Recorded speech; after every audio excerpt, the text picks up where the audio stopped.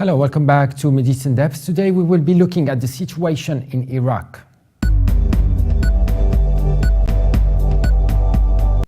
Fareed Zakaria writes in the Washington Post an opinion piece titled "Who Lost Iraq?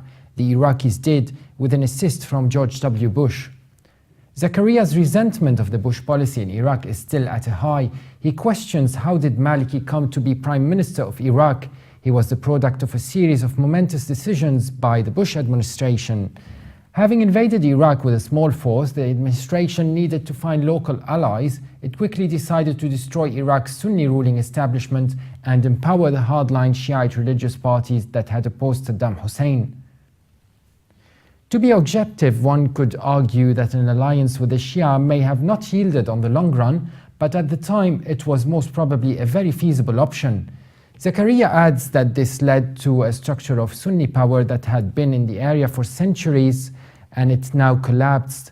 These moves to disband the army, dismantle the bureaucracy and purge Sunnis in general might have been more consequential than the invasion itself. But while this very dismantling was planned by the Bush administration, Zakaria could have looked at it from another angle, more internal. In other words, the Sunni structure in Iraq was directly reliant on the person, former President Saddam Hussein, and that by his collapse, Sunni hegemony followed suit, as it had not been designed or structured in a way where it could exist without Saddam. Simon Henderson, a Baker Fellow and Director of the Gulf and Energy Policy Program at the Washington Institute, writes a piece titled "The Battle for Iraq is a Saudi War on Iran." The piece argues that the ISIS invasion of Iraq reflects a wider war between Shiites and Sunnis for control of the Middle East. Henderson starts by saying that, quote, "Be careful what you wish for," unquote, should have been Washington's advice to Saudi Arabia and other Gulf states which have been supporting Sunni jihadists against President Bashar al-Assad in Damascus. Then he adds the warning is even more appropriate today as the ISIS fighters sweep through northwest Iraq, prompting hundreds of thousands of their Sunni co-religionists to flee and creating panic in Iraq's Shiite heartland around Baghdad. But in the above bold argument, Henderson highlights what Saudi Arabia and Qatar should have been wary of, the backfiring of the extremist Sunni fighters when they return to their homeland. Henderson's analysis is in place, but by saying this, he is either suggesting that funding insurgents was merely a Saudi-Qatari choice or insinuating that the US did support that option too, but left the risks to Saudi and GCC states. The writer then takes the analysis to depict the divisions in the Arab world.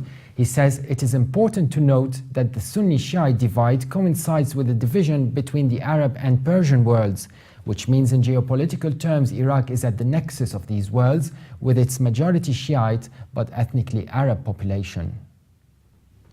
In the above argument, Henderson makes it seem like Iran has an agenda in Iraq, particularly because of its high Shiite population.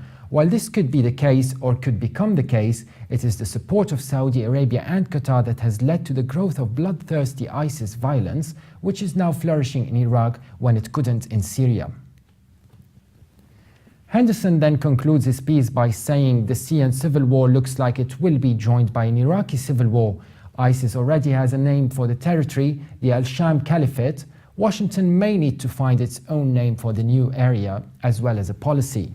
So by linking the situation to Washington's policy, he indirectly sheds light on a key issue in the rift between the Sunni and the Shiites in the Middle East, arguably US policy, which, as Henderson puts it, still needs to be found.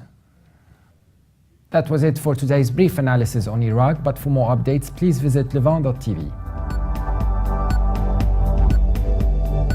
Thanks for watching MidEast In-Depth and bye for now.